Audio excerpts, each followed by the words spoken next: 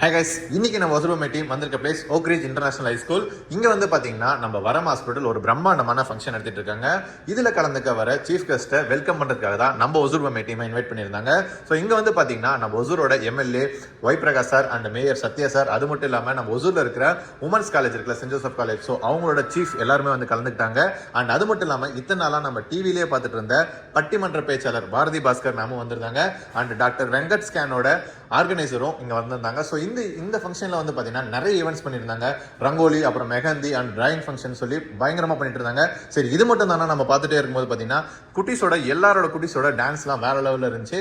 And இந்த ஃபங்க்ஷனை விளக்கேற்றி மங்களகரமா ஆரம்பிச்சு வச்சாங்க.